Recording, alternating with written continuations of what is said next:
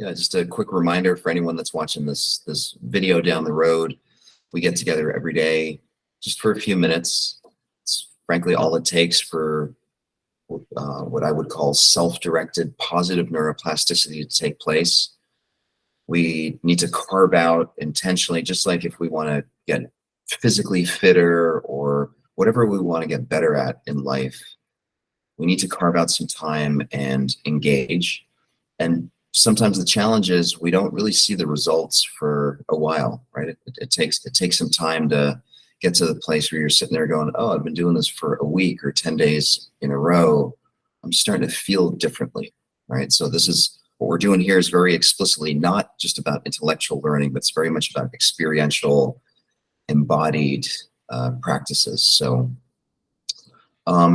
today I want to touch on this concept of mirror neurons or empathy. So many years ago, this idea of mirror neurons appeared in the neurologic and psychological literature. And it's there's a pretty interesting anecdote for how this happened. So there's some researchers in Italy that were putting people in fMRIs, and they were actually working on a completely different project. They were trying to understand how, human neurology was affected by whatever certain cognitive tasks that they were doing.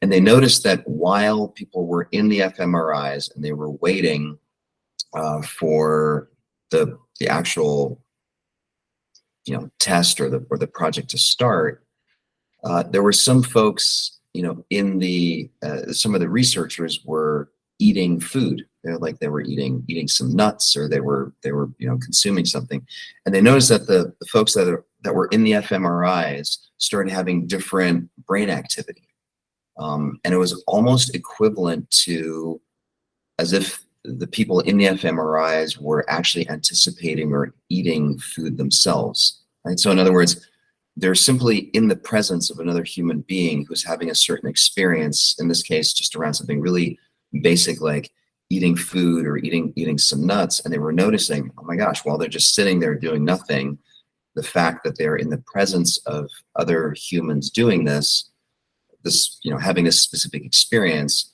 it's almost like they some of the parts of their brain were lighting up that were equivalent to them having that same experience. So this concept of mirror neurons appeared, and then there was this big activity in the research world that began to explore this idea of, is that what empathy is fundamentally about?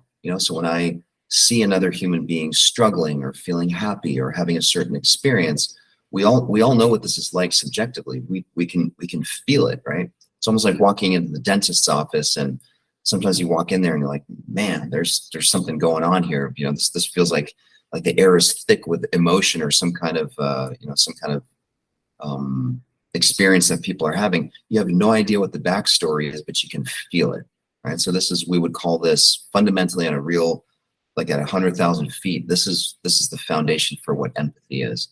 So today I want to try a practice where we intentionally stimulate our capacity to drop into other people's experiences and actually feel it in our own body. So in a really self-aware and an intentional manner, we're going to look at some pictures together, and then we're just going to reflect on what might these people be going through. And I want you guys to see if you can, as much as possible, reinforce whatever feelings come up, whatever feeling tone you begin to notice. And of course, that also applies to whatever narrative you notice about the picture that you're looking at. What are you imagining this person might be feeling?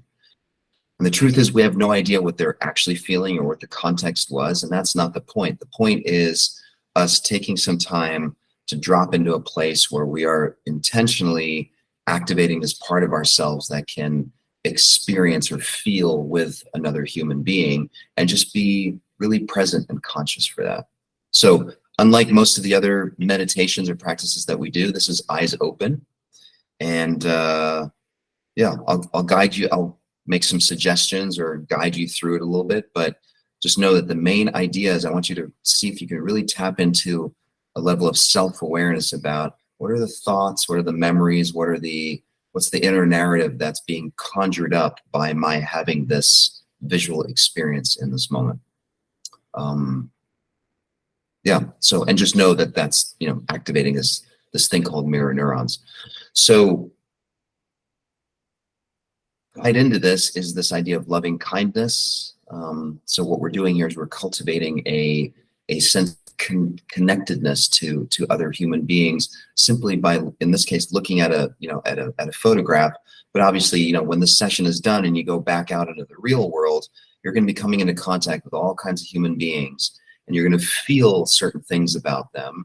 And the truth is, 90% of the time, you're going to have no idea what their backstory is or what they're experiencing. And so this is an opportunity to activate this sense of loving kindness. Another term that I would use for it is just an open-heartedness to just being okay with whatever they might be experiencing and noticing the reactivity that we have in our own mind. Okay, so first off, just take a look at this picture. And you don't have to be a parent, to feel into this one. Again, I have no idea what's going on for this. I don't even know if this is a boy or a girl, this little human. And I can sense in my body the distress.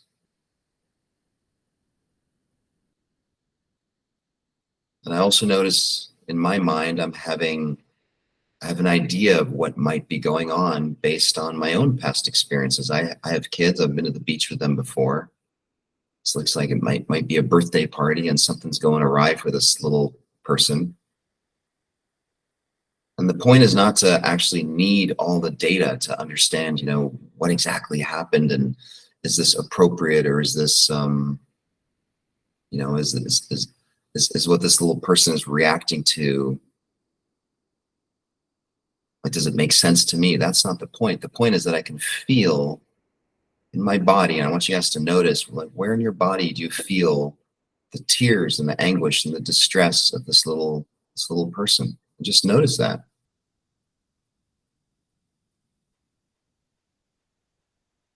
See if you can really intentionally just drop into feeling with. That's the definition of empathy, is to feel with another human.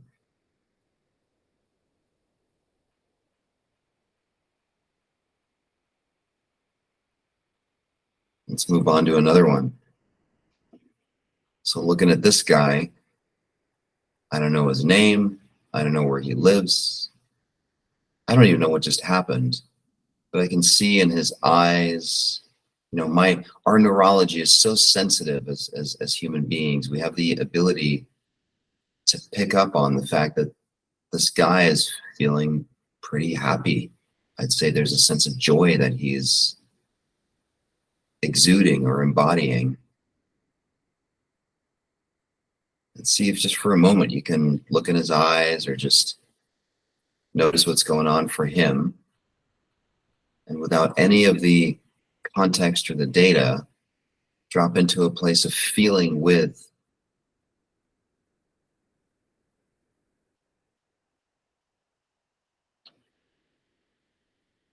And notice where in your body you feel that. Like, notice your belly, notice your chest.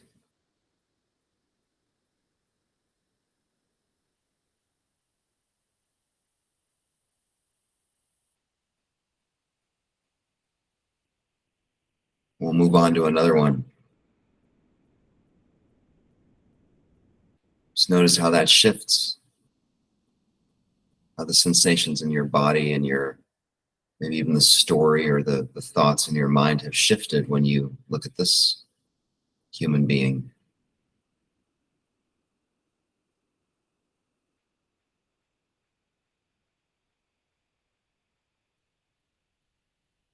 We can relate. I think we've all been there at some point in our lives. And again, it doesn't even really matter what specifically happened to this person. What matters is the fact that I can relate to and on some level feel what they're experiencing.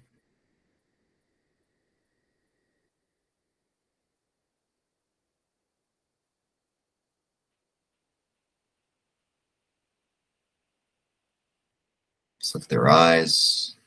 We're so, as human beings, we're so finely attuned to other people's facial expressions, their energy.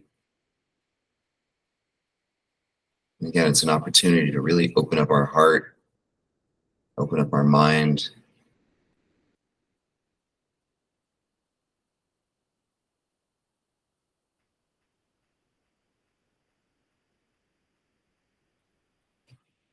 And what about these two? Again, notice the energy shift that occurs when you suddenly look at this picture compared to the other photos that we've just seen. We don't need to know their names. We don't need to know the context of what's going on. We can just feel with them.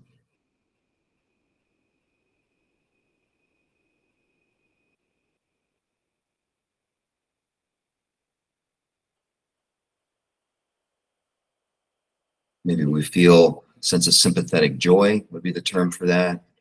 Maybe there's a sense of envy or even jealousy of, what do they have that I don't have? Why are they so happy? Again, the goal here is not to try to figure out exactly what's going on or have some sense of rightness about it, but it's really just to activate that part of ourselves that can, at any given moment, notice the nuances and just the little details of what's going on for others around us, and become aware of that, become self-aware of what's going on when we see this.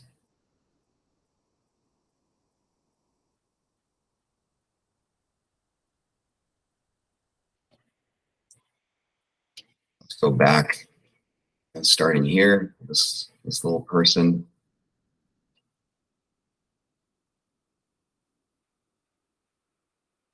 This guy.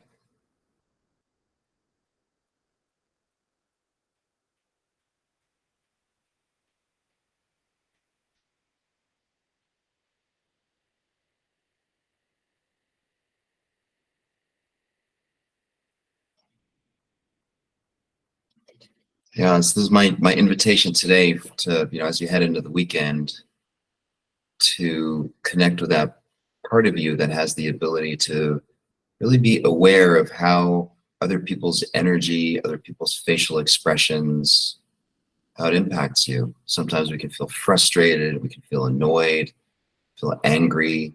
Other times we feel a sense of joy. Again, there's this whole continuum or spectrum of experiences that we can have.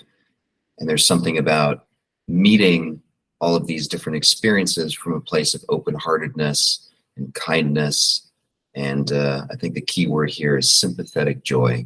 Really being able to relate to other people and their experiences and maybe their heartache, and just wish them well.